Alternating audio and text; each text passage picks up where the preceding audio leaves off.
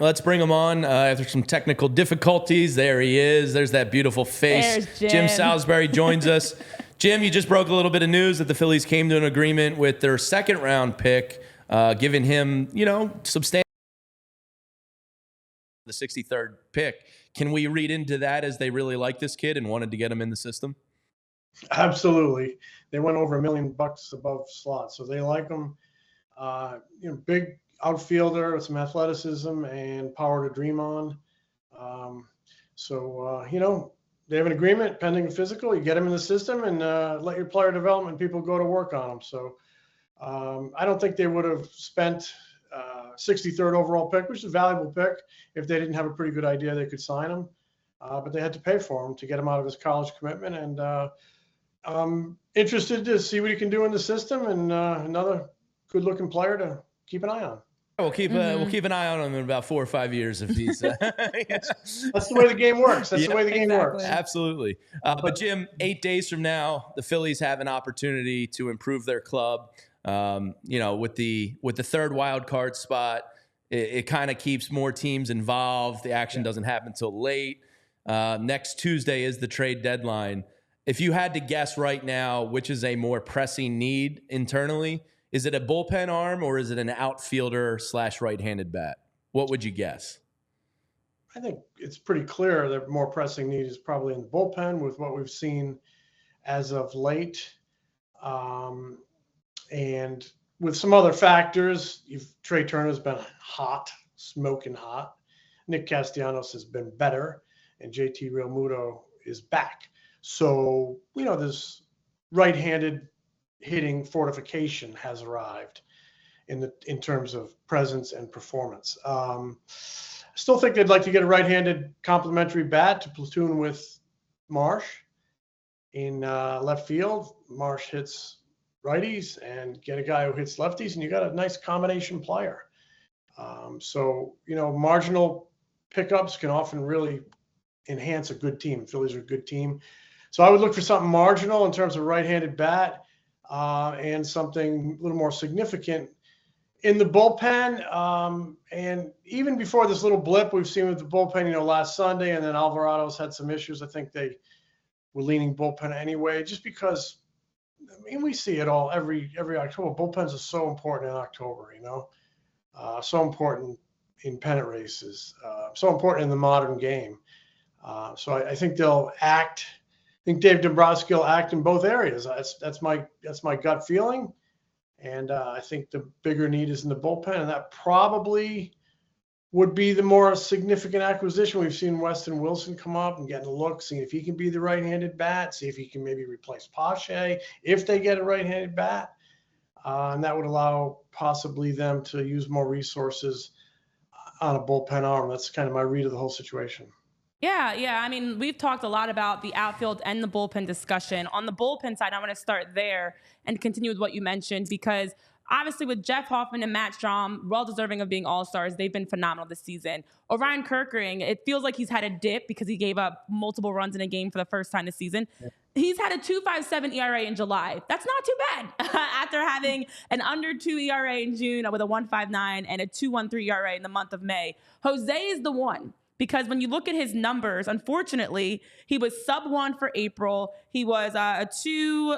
What was his ERA? In June, it was great. In May, 2.13 in May, 2.79 in June. But July, a 9.95 ERA. He's given up a lot of hits, a lot of walks. He's not showing the same command.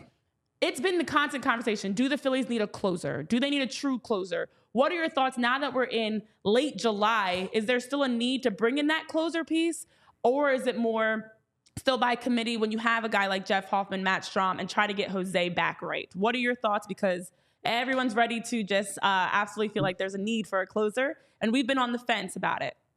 Well, I don't think you have to bring in a guy who is a closer per se. I think you have to bring in a guy who throws strikes, maybe get you some strikeouts, doesn't walk people, and somebody who can pitch in leverage at the end of games, be it the 7th, 8th, or 9th inning. He doesn't necessarily have to wear the closer mantle. He has to wear the mantle. I can get outs in big situations, and I don't get scared, and I don't get nervous, and I don't walk people. That's what you need. and somebody unselfish who doesn't care where he is slotted in, because sometimes the save is in the 7th inning, really. Sometimes the save is in the 8th inning. Somebody who understands the way Thompson will use the bullpen. He doesn't really anoint any one closer, at least in word or action, but a lot of times they will use that one guy without anointing him. They just need to bring in a good, experienced arm who can get outs, big outs late in games. Somebody that the manager trusts to go to. Alvarado has had his issues. I mean, there's a lot of trust there. Rob trusts him, but you mentioned his month. I think his walks and strikeouts are even this month, which is not him. It's just not a recipe for success. It's a recipe for disaster. So his stuff has been a tick down all year. His strikeout rate is down. Yeah, all concerns. But I do think he can get it back together, and I do think they can have a good bullpen when they need one. Some of their numbers are a little skewed based off that disastrous Sunday against the Oakland A's at home last week. But I do think they need a bullpen upgrade, another arm that Rob Thompson can trust. And that belief goes right up to the front office. They're looking for one. 8 days to go. I firmly believe they're going to get one because they're in it to win it. And we can see proof of that everywhere, from the star talent they've amassed the last handful of off seasons to the payroll, to where they are in the standings right now, the best team in baseball, to all those sellouts. People expect a championship, and the front office is going to do everything it can to try to deliver one, go out and get somebody that can help. So, Jim, part of the trade deadline is obviously, moving some of your prospects, some of which you might like internally a whole lot. Do you get the sense from talking to the people you talk to that there are true untouchables within the Phillies farm system? Yeah, I mean, I don't know that you ever say ironclad somebody's an untouchable, because you never know what opportunity is going to be presented to you that might change your mind. But I mean, yeah, they love Painter. They put a lot into his rehab. They think the upside is huge. I think he's going to come back better than ever, at least feeling better than ever. And then his stuff will be better than ever. Then he has to get back on that development train. And they love Aiden Miller. I'd have a hard time seeing them trade both of those guys. I'd have a hard time seeing them trade one of those guys. But you never know what the opportunity might be presented your way. But I would say those guys are two guys they don't really want to trade. Well, let's stick with, on the pitching side, some guys that are positive right now, because Tyler Phillips Sunday continued with what's been a great start for him. Was able to, I loved hearing how he was looking in the mirror, telling himself, screw those guys. And then went out there against Pittsburgh and threw 31 sweepers. And in those, 39% of them were called either a strike or forced to swing and misses. Tyler Phillips was in attack mode. He looked great. The numbers backed it up that he had, of course, from his 4-inning relief outing to his two debuts as a starter. He's been great. And then 6 scoreless innings, most importantly, on Sunday. When you look at the production that Tyler Phillips has added as the backup to your backup, pretty phenomenal start for him. What are your thoughts on how he's taken the mound? And it seems very composed and very just locked in and dialed in. What are your thoughts on how he's come into this starting rotation?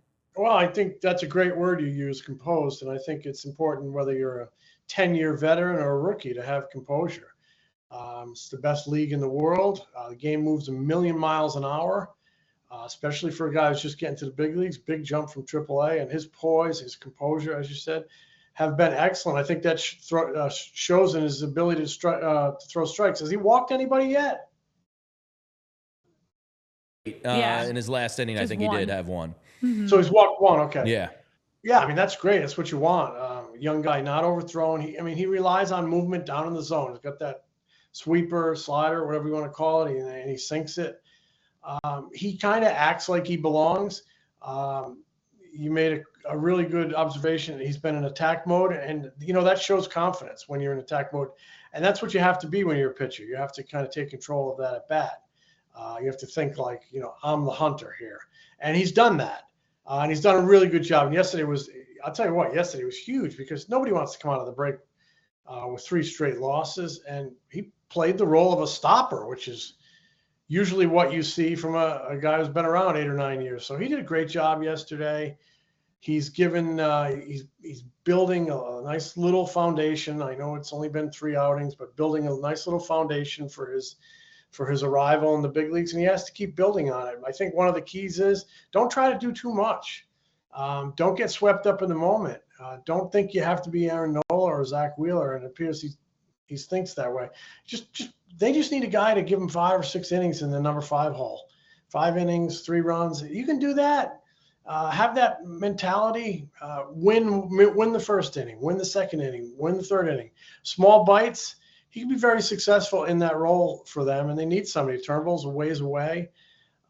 Taijuan Walker is just beginning to throw. There's an opportunity there, and after 3 outings, he's really, I think, taken a nice step toward seizing it. It's a process. You don't seize it in 2 relief appearances. You don't seize it in 2 starts.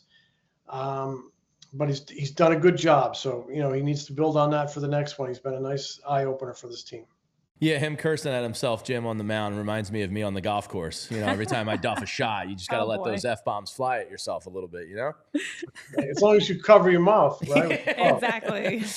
Which is so, when a guy covers his mouth and swears, it's so inauthentic and so contrived. Let me cover my mouth, then I'm going to swear. Because when you swear, it comes right, it's visceral. It comes right to the gut. You don't even think about covering your mouth. So, yeah. I hear you on that. Yeah, a little bit of showmanship. So you just gotta let it ride, and oh well. Yeah, Jim. One guy that's I think had the luxury of kind of flying under the hate radar a little bit from the public is Bryson Stott, and I say hate in terms of like, oh, this guy stinks playing with Sosa, that old rhetoric. But he's struggling this year, and it's an odd year. He's decreased his K rate and whiff rate. He's increased his walks. He's actually hitting lefties better than he is righties, but he's regressed from what we saw last year in his, ability to work counts, work pitchers, get the right pitch to hit, etc. What do you make of Stott's regression at the plate this year, or is this just a young player going through it? Yeah, I think young players do go through it. It's just because he's been around a couple of years. I don't think we should lose sight of the fact that he is still a young, developing player. And the league gets a book on you, and you have to adjust with the league. I mean, the one consistent that I've seen is he doesn't seem to handle the fastball as well as he has in the past. Fastballs that he was really getting to in the past. Maybe he's caught in between a little bit because they talk to him about being more aggressive, and sometimes now that gets the wheels turning, and all of a sudden your natural reaction isn't quite as natural as it should be. If you're thinking too much, you're in trouble up there. It's got to be a reaction thing. But clearly they need more out of him. I think we've seen that with Rob Thompson's actions the last 3 days. He didn't play against the lefties, right? In Pittsburgh, game 1 and 3, they played Sosa. So could we see more of that? Maybe. Maybe Rob has an obligation to put the best lineup out there, and Stott has an obligation to prove to him that he's part of that best lineup. I think they'd like him in there. They love his defense. They know what he can do offensively when he's right. He just needs to kind of get right. Definitely. Well, it's great to see on the injury front. We're getting some positive updates. As you mentioned, Taijuan Walker still in bullpen sessions. Spencer Turnbull's taken a little bit more time to get back. But also, JT Realmuto is expected to be back this series. We did see him reinstated. Positive news, especially for the pitchers, because I think we've talked about it. A big part of maybe some of their ups and downs is missing their partner, JT. So great to see the Phillies get a chance to start a fresh week. JT back. Zach and Ranger are okay to pitch and scheduled to start today for Ranger, tomorrow for Zach. So the injury side of things is also coming together where you're getting guys healthy, and hopefully that will be a big change and boost for this team. What are your thoughts there? Yeah, we're so focused on the trade deadline. It's always such a kind of a headline grabbing, sexy topic. But to me, the number one thing going on with this team is you need Ranger and Zach Wheeler coming back looking like Ranger and Zach Wheeler. And we're going to start to get some answers tonight. They are that important. This team is built on its starting pitching. Ranger had a remarkable first half. Even if there's some leveling off, you still need to see him pitching well. Zach, you need to see him kind of looking like elite Zach if you're going to go where this team wants to go. And both vitally important down the stretch, but even more so in the month of October. So, yeah, I'm really curious to see how they look the next couple nights, the next couple starts. It's a very important issue for this Phillies team. You mentioned having JT back. I'm sure there's a comfort level. I mean, it's pretty much proven with Zach Wheeler. He has said it a number of times. One of the reasons he chose Philadelphia is he wanted to pitch to JT Realmuto. So there's a great chemistry there.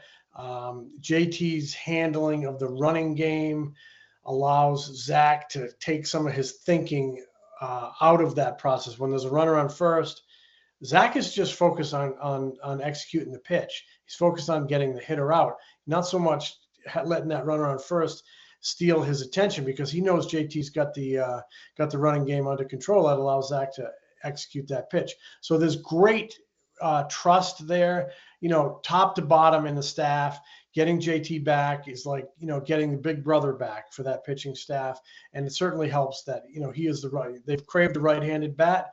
He is part of it. He will be part of the solution for a right-handed bat. So very good news that he's back. Also good news, I think, that they were able to give him the time he needed to get. They didn't have to rush him. They were able to give him the time needed to come back from that knee surgery.